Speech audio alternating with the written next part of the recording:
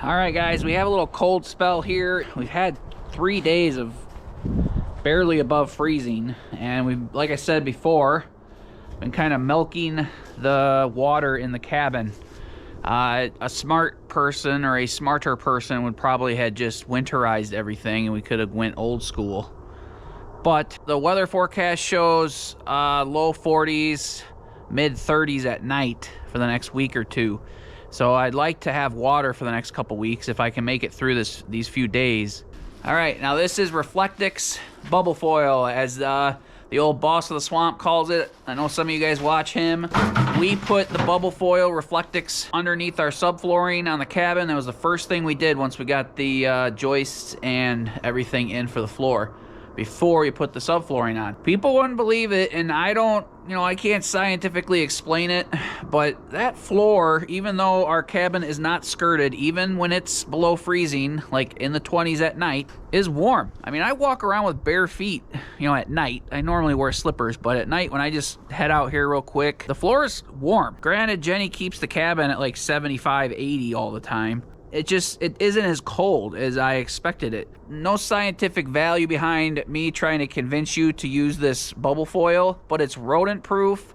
It's fairly inexpensive. Like, we bought $150 worth. I think it's like 40 bucks a roll. We've put it under, the cabin, the bathroom, and the bedroom addition, and the floor never gets cold.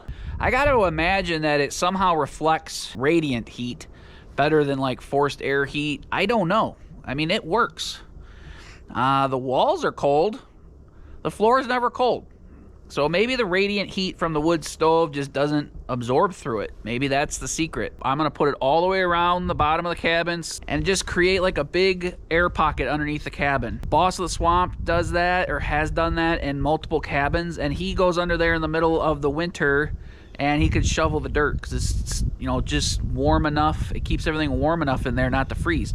So maybe we'll be able to use the cabin water longer than I think. But first step is to get that bubble foil Reflectix insulation around the whole cabin. That's going to be quite a bit of work. So let's hope I can get that done today. All right, let's get rolling.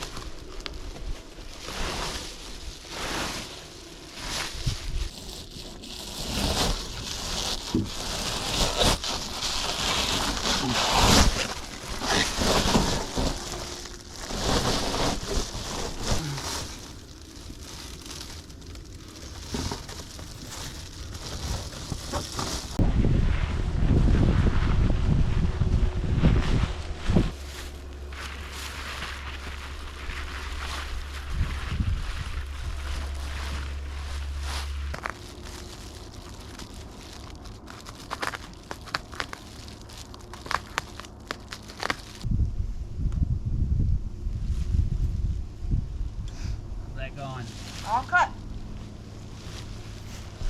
Like a master. All right. So let's stand it up like this.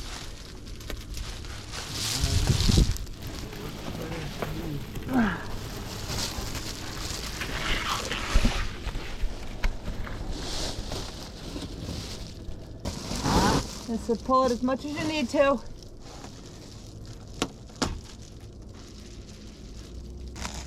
Dogs are gonna have a lot of changes here in the next few weeks on the cabin. Not gonna be able to run under the cabin. Put the glass back in the screen door after I paint it. Alright,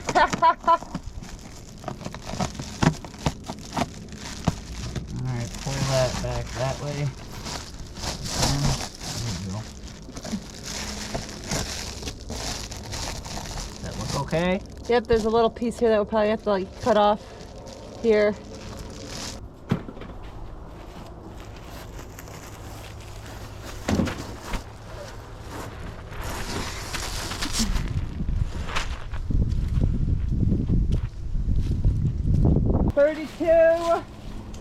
Down to 20.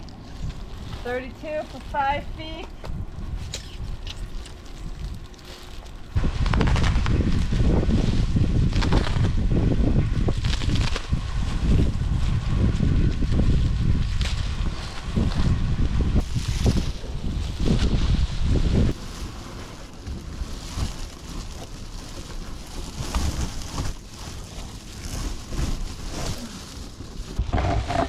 Knife?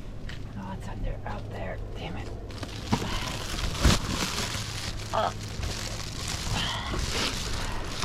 That way, like right there. Here's what I want to do actually. I don't want this on the outside of the board, I want it on the inside. Right. So this has got to get cut. This has got to get cut so you can pull it under. Cut it, feel this right here. Yeah. Like right, yeah, cut it right from there up. Up, yeah.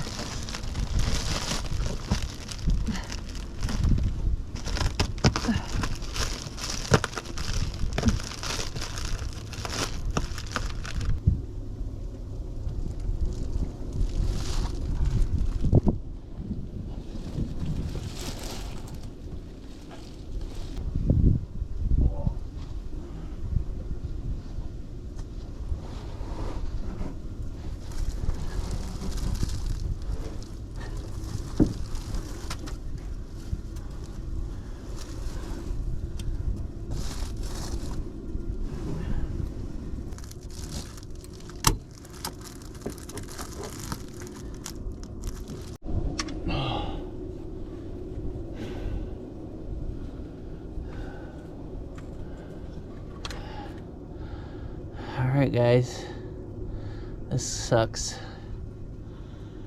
You should probably build like a traditional cabin with a cinder block foundation or something, or put skirting on before you put your deck on. Alright, not complaining, just saying this isn't fun. This is a young man's job. I'm not old yet, but getting there. Trying to break myself. Let's get out of here. Alright guys, we have almost half the cabin skirted. Well, not skirted, insulated. So it's a couple hours. Got kind of the harder, easier and harder part all underneath the deck. But it's smaller and tighter on the other side, so but it's exposed, so I can kind of crawl under there. So I'm gonna take this insulation and go around the other way towards the water tank. I was originally gonna go that way, but Jen came out and I figured while she was here she could do stuff, so I'd have to crawl in and out, in and out. So anyway, let's go towards the water tank like I was originally gonna do. Let me show you what I did. I've been really bad about that. So we went from over there, the other side of the hot tub, around here. This is all up under the cabin to the ground. I dug a little trench, went around.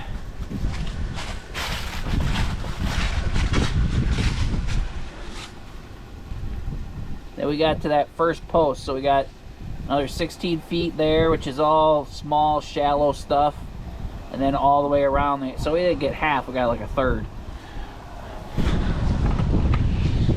So we didn't get half, we got about a third of it done. So let me get the other stuff that's easier to get to. It should go a little quicker.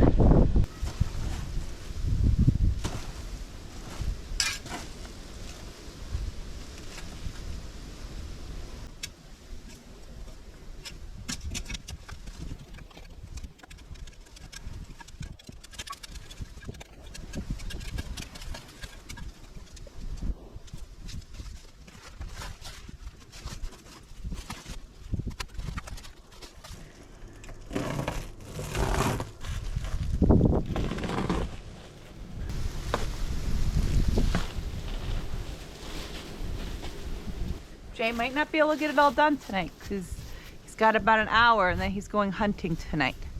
I am. Because I have to work and the deer activity's picking up.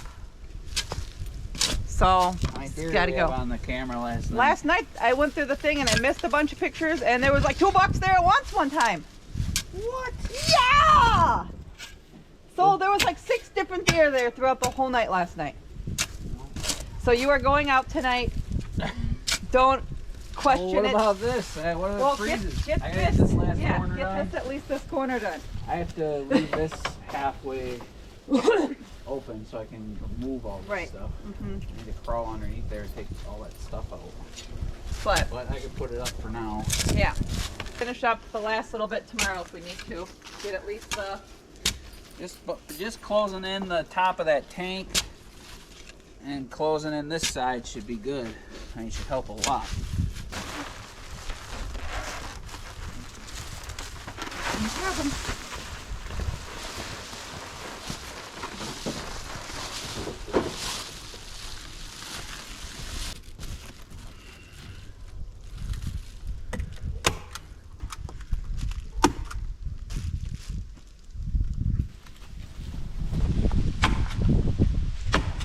Looks so good. Good job, honey.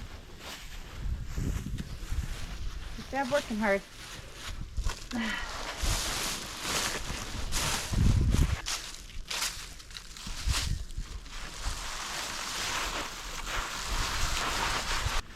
Alright guys, that went pretty well. That was better than pre-cutting it. I just kind of stapled it at the top. I don't remember if I did that over here too, but I think I kind of did that here too. Staple it at the top,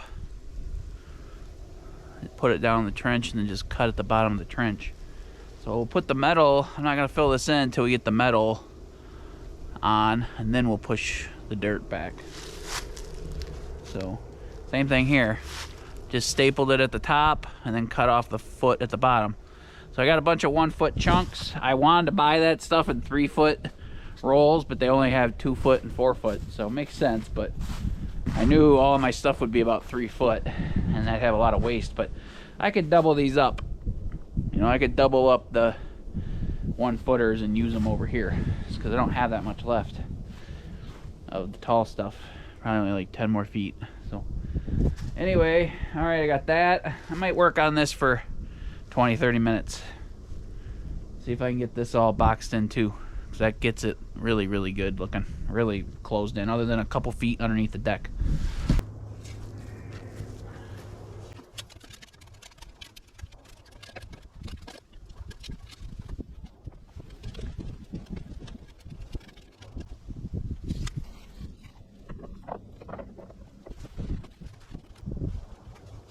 Alright guys, there we go. Got a lot of stuff done today. Not anything done, but progress. So I got most of the cabin skirted with the insulation.